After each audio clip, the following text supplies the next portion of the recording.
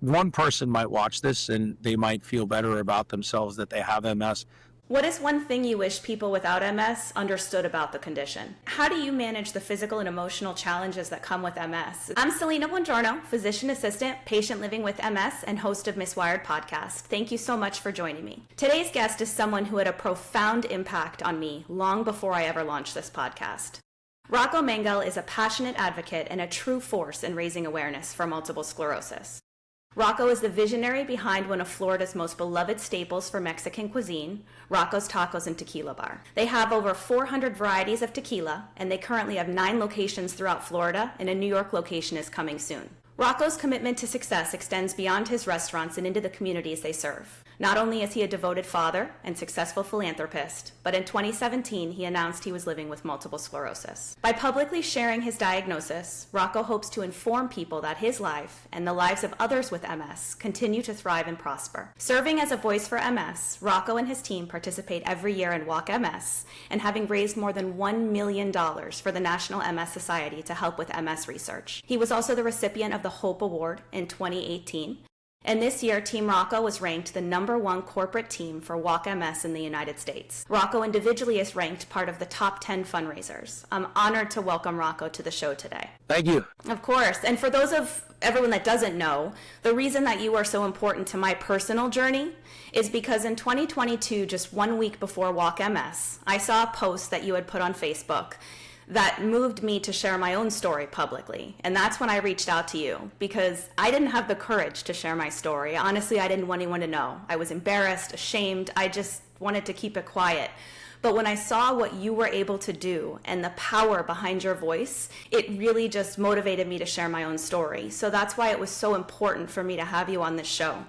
And then after I shared my story, in 10 days, we put together 50 people and raised over $4,000. And that moment, personally for me, was the spark that set everything in motion. Your courage and authenticity showed me the power of using your voice and the ripple effect it can create. If I had never shared my story, I wouldn't have met Robin and the MS Society, and just it opened so many doors to me. And that's why you are so important to me in my personal journey. And that's why I wanted to have you here today. Thank you so much for having me. You're welcome. So can you tell us a little about your story, how you got into the restaurant business and when MS became part of your journey? Yeah, so quickly, I was born in New York, and my family owned restaurants in New York. My father, my grandfather, my grandmother, everybody was in the hospitality business when I grew up, and I was a pretty bad student in school, and working in delis and customer service and doing all of these things after what would have been college. I only had a very short stint in college, which was like 3 weeks. I decided in '97 that I hit pretty much a brick wall in New York. I had nowhere else to go. My father had sold his restaurants, moved to Florida, and I started my journey here. So September 1st, 1997, at 24 years old, after starting in restaurants when I was 13, came here at 24, and I ended up living on the street, which is ironic. Started from nothing, and then my office right here where I'm sitting is on Clematis Street, and this is where I ended up. And I ended up on Clematis in West Palm Beach. I was living in my car on a 4-day journey, and I got a job at a restaurant called Big City Tavern, which is at 224 Clematis, as a busboy. And fast forward, I ended up going 10 years in different restaurants and nightclubs and making a name for myself as, Rocco from New York, and meeting a lot of different people. And then I opened the first Rocco's 18 years ago. It'll be on December 7th of 2007. And, the rest is history, right? So we have 9 locations. We've been around 18 years. We've really had really great success. I own the restaurant with a couple of other people, and now we're expanding into markets that are unfamiliar to us, and then some that are very familiar. So I had a restaurant in New York in the pandemic. In Brooklyn, we decided to close. So this is my second shot. Defeat is not something that is in my vocabulary. So now I'm opening very close to the hometown that my father had his restaurant. And ironically, the people that built my father's restaurant are like family. They're building my restaurant, and a lot of people are happy to see me come home. So it's about 20 minutes from where I grew up, Central Long Island, called Huntington, and it should open up this winter. and I'm very excited to do that. So That's that's my amazing. restaurant story.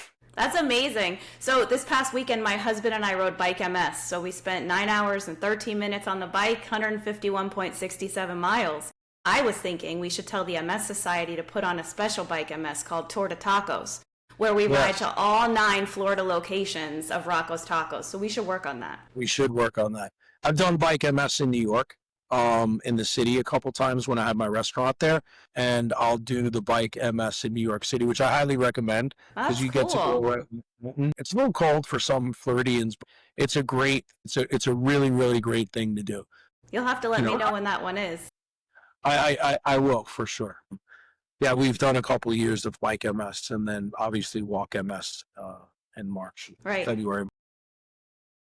And then what were your first signs and symptoms that made you seek medical advice? So I'm also in recovery. So I haven't had a drink in 10 years. My sobriety date is February 6th of That's amazing.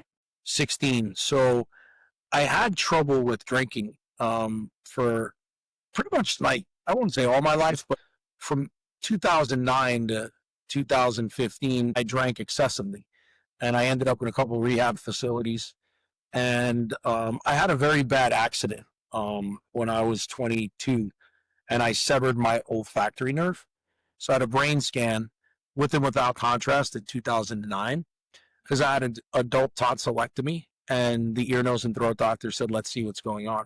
So in 2009, the scan suggested that I had lesions that were not enhanced, but could signify multiple sclerosis. In '09, I went for a series of tests, and they said it was RIS, which could be due to severe head trauma.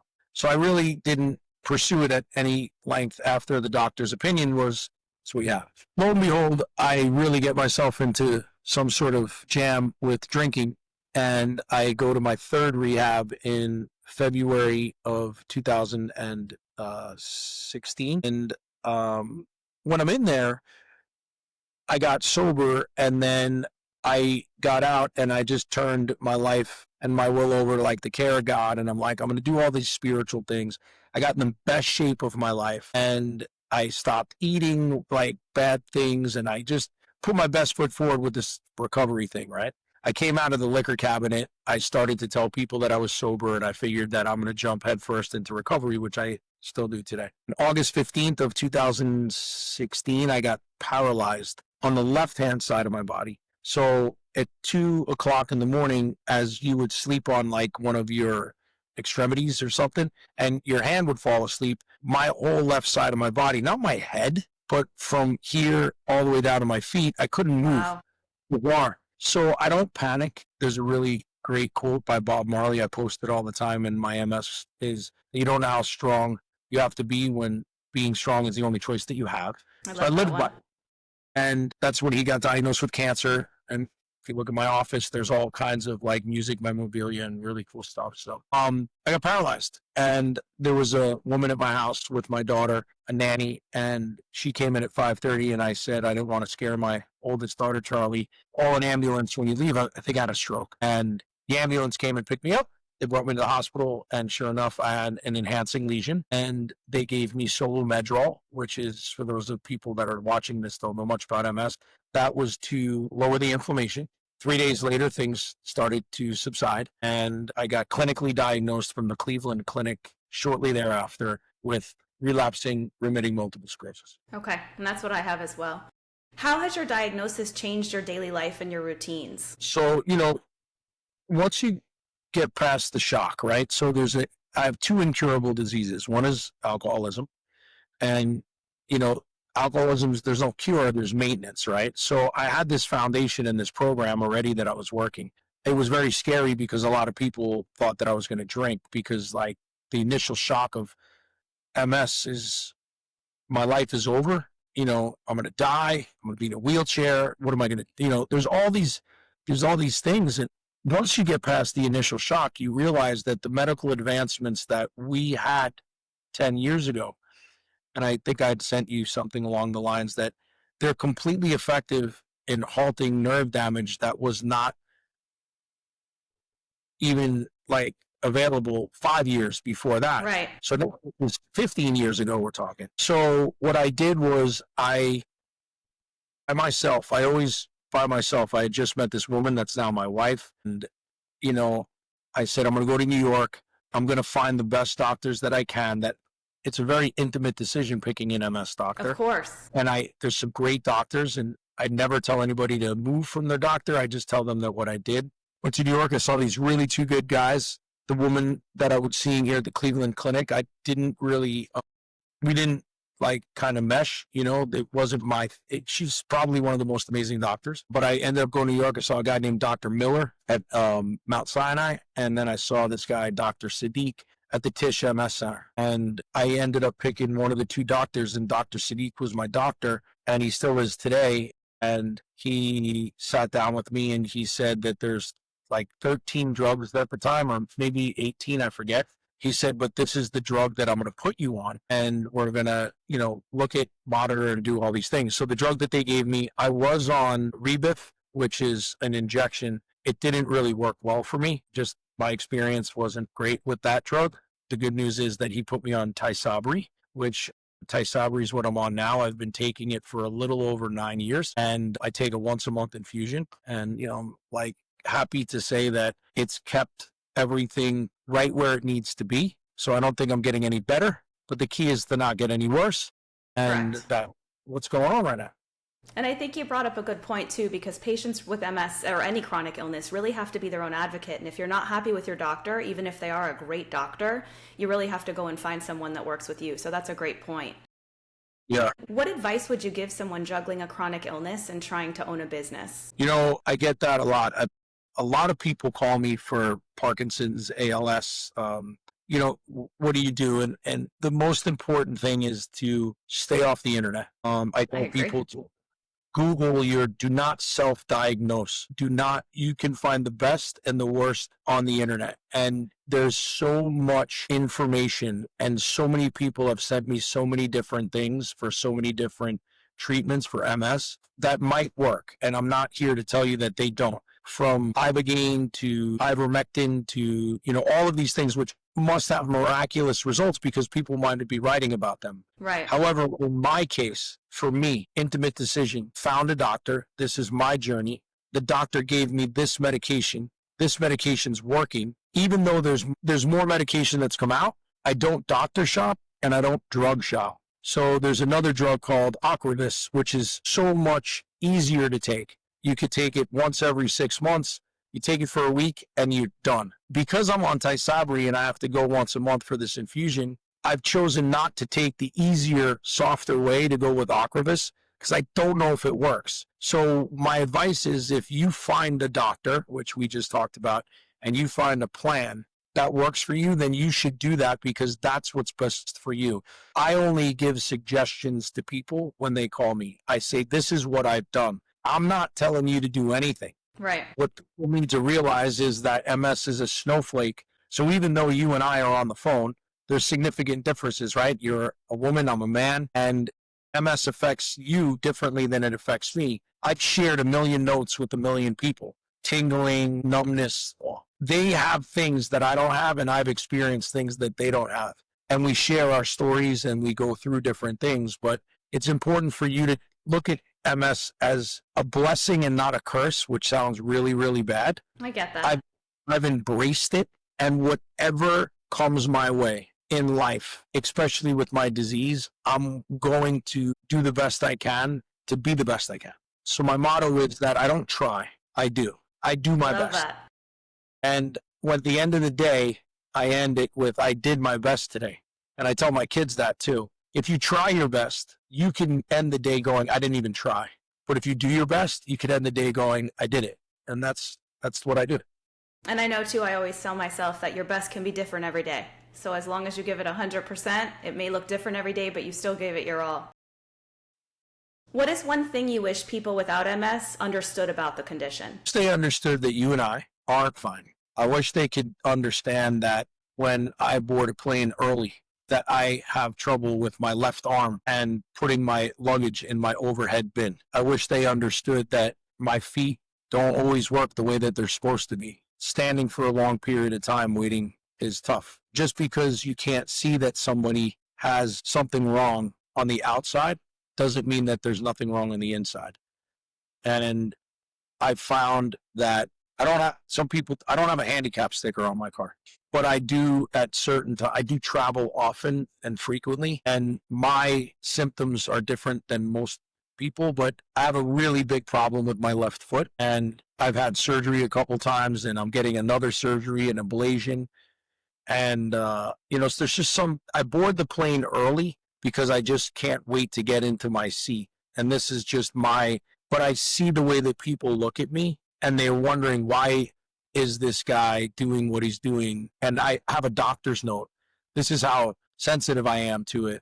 And I don't have to show anybody, but I have a doctor's Right. note that says, please give Rocco Mangel a little extra time to board an aircraft because he has multiple sclerosis. And every time I show it to the gate, they say, you don't have to show us. I said, I just want you to know that this is what is going on.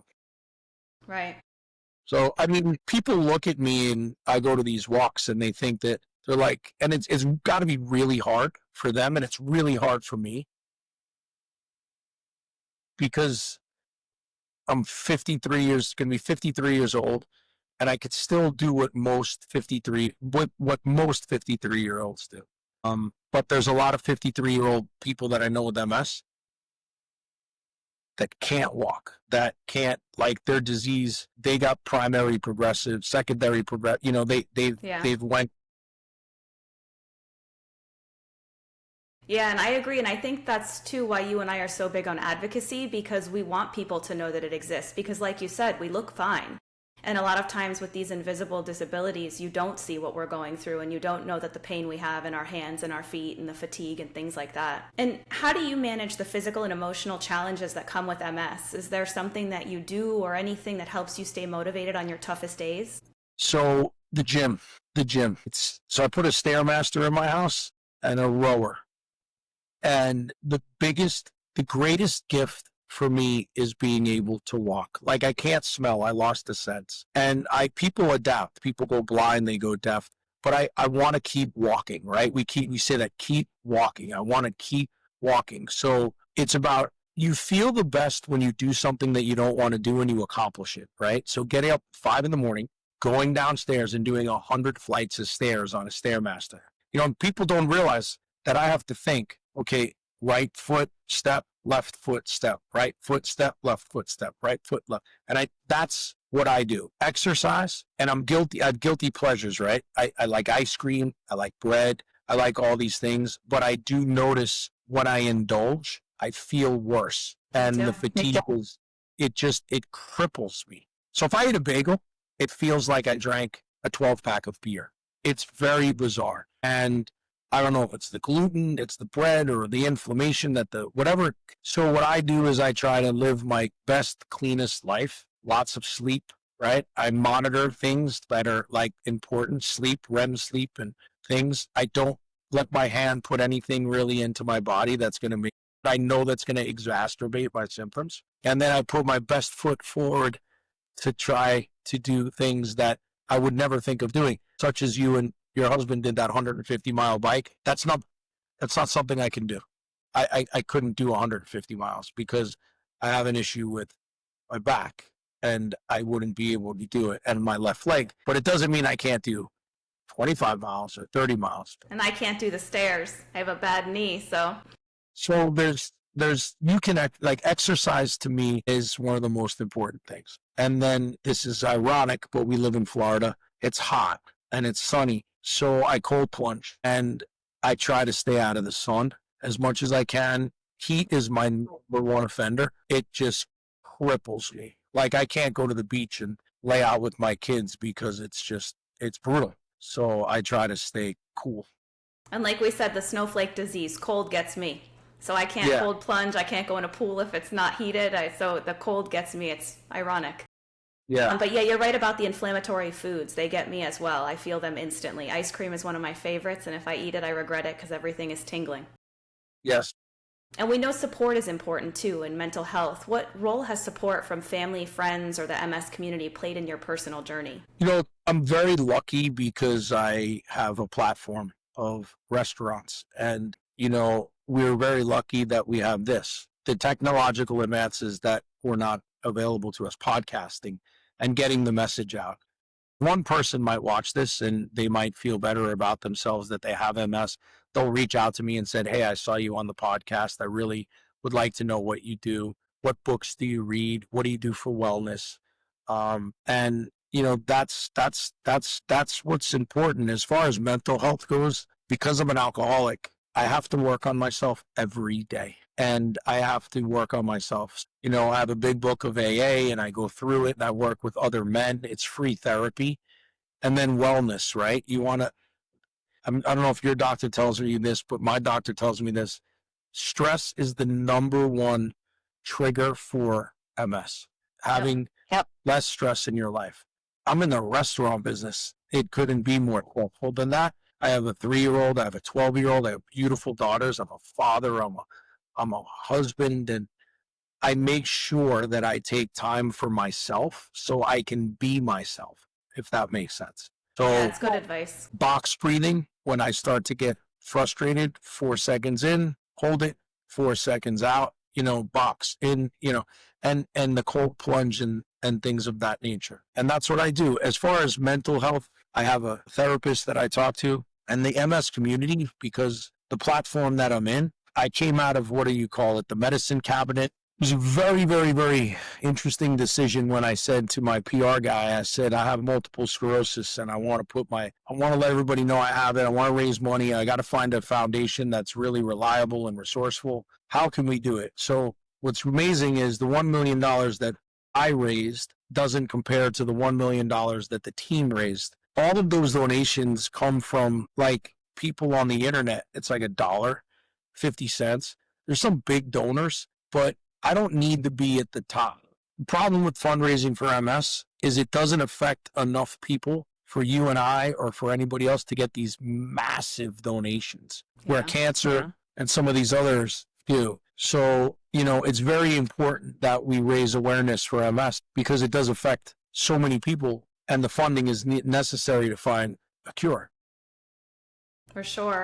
And is there any specific advice you would give to someone newly diagnosed with MS? Yeah, call you, or call me to go to the MS Navigators and talk to somebody, because there is people that will talk to you for hours about your disease and they will walk you back on the ship off the plank and let you know that there's such a great life that you're going to live. And if you just take the necessary steps to do so, your life might even be better than it was before you knew that you had MS, which this is so my life. I'm living the best life that I possibly can right now because I'm treating my mind, body, and spirit with such care and consideration. I might not be doing that. My one of my doctors told me I'm not an alcoholic, that I was self-medicating. And I just said, I'm done drinking. I just never drank again. So think about that. I never smoked another cigarette again. And it's weird. I never thought that I'd have 2 incurable diseases and love them so much, which sounds bizarre as well, And people might frown upon that and say, yeah, because he's not in a wheelchair. But I don't want them to judge me because I'm not judging them. But that's the advice I would give was, pick up the phone and reach out to somebody because they'll reach back out to you. And they don't have to be a celebrity. And there is celebrities out there that are telling their stories. It could just be you or I saying, hey, this is what we got going. Yeah, and it's weird too because I always think about it and it's like I feel personally that MS has given me more than it's taken from me. Like you said, the people you meet, the communities, and I don't think I don't even like public speaking, and now I'm speaking everywhere about this just to raise awareness and advocacy because of you. But yeah, is there anything funny or unexpected that MS has taught you about yourself or life? Like you said, you feel like it's given you a lot. Is there anything funny or unexpected? I'm going to tell you what's unexpected, right? So I went to this speaking engagement like this today that you asked me to do. What's funny is how great this makes me feel, making sure that you and I connect and doing a MS podcast or doing the walk or, anything that I can do philanthropic, you have to give to get. It gives you this feeling that I never thought I would feel before. But one of the things that, what's funny is how great I feel having this, I don't know if I can explain that when you walk out on a field full of people and you walk together. I tell people, don't even make a donation. Just come walk with me on a Sunday morning. And it's just a great feeling of togetherness. But what's unexpected is I was in a room in New York City and Robin asked me to speak at a convention or something about my story. And there was this guy that was completely incapacitated from everything. He had a little tube where he could like suck and blow and go around the room. And I always go and talk to those people that don't have the same mobility as me because I want to know what they're doing and what inspires them to keep going. And it's a true story. I went up to this guy and I sat next to him and he heard my speech and he could speak and we spoke. And I asked him what his inspiration was, and I don't want to get emotional, but he said me. And it was so unbelievable to hear that. And I said, why? And he said, because you are the generation of hope. You are the generation that has the accessibility to the medications, to the things that I didn't have. And I'm not jealous of you. I'm happy for you. And that guy, that moment stuck in my head that I want to be the same person if and when that happens to me, because this is how this disease works. One person with MS working with another person with MS, working with another. It becomes this community, and it was amazing. That is And, amazing. That gives me chills. chills. People will come up to me in my restaurant and give me a hug and say, my grandmother passed away from MS and she would have loved what you're doing. And, people call me that never want to tell anybody that they have MS, still to this day. And that's okay. I say, just because I told my story, you don't have to tell yours. If you want to hold it inside, hold it inside. It's fine. That's awesome. That's Well, it. you've helped so many people. So you're an amazing advocate. I thank you so much. Those people all helped me more than I helped them. So that's how I feel. Just like you and I met, and Robin and the MS Society, and then the Northwest MS Society in Sarasota. There's so many different people that help that don't realize just calling me, making me reflect on, hey, don't forget who you are. Just know somebody out there's going through what you went through. Try to give them the best suggestions in the world. And you and I, this is keep carrying the message forward, and there's a place for us. That's what's Yes, important. there is. But know how amazing you are and your story, because what you're doing is not easy. My daughter, Charlie, I dropped her off for school this morning, and she said, I told her I had a podcast with you. And she goes, I watch them all. She goes, and from when I was 12 years old, because when I told people I had MS, there was a video of her. I've seen it. Like, coming out and she comes to these things and she goes, I can't wait to watch this because of how many people you guys are going to inspire. And I was like, whoa, yeah, that gives me chills too. My kids too. It's like you never know who's watching. Right. Yep. So my kids don't really know why we walk. They're 7 and 10, but they think it's Orange Day. And so a couple weeks ago, I asked my kids, I said, what is MS? And I got something's wrong with your brain. You have holes in your brain. I'm like, okay, we have to revise this a little bit, but. Yeah, I've taken Charlie the MRI and she's seen the MRI, and there's like all of these trophies and things that we have, and we keep to remind us of the great accomplishments that we did as a team. And it's not me, but she came to me for my first, and I brought her to my infusion. I wanted her to see the medicine that I took. Craziest thing happened. I passed out. And I never passed out. So they went and they did an infusion, and there's a vagal effect. I don't know if you've ever heard of that. Something else that happened.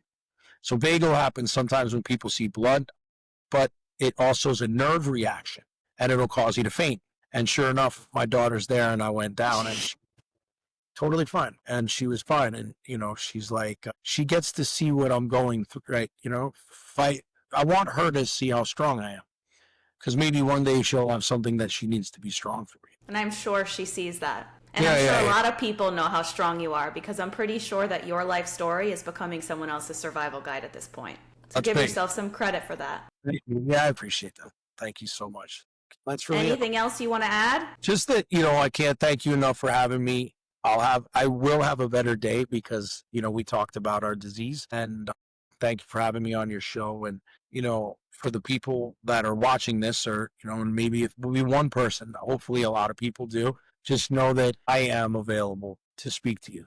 And, the one thing is that, there's support groups, there's funding. The MS Society, I feel, out of everything that I've done, is the best place to go for resources, which I I still agree. call, for doctors, for support, navigators. I'm opening in New York now. I've connected with some people that have MS, and, I get involved in your community. I will do the Long Island MS walk in Huntington in Long Island. I will do that walk just because of where I am, who I am, and I want people to know that, the restaurant's involved in doing do good things. That's my message for everybody, is to just do good things. It's easier to do Great good. advice.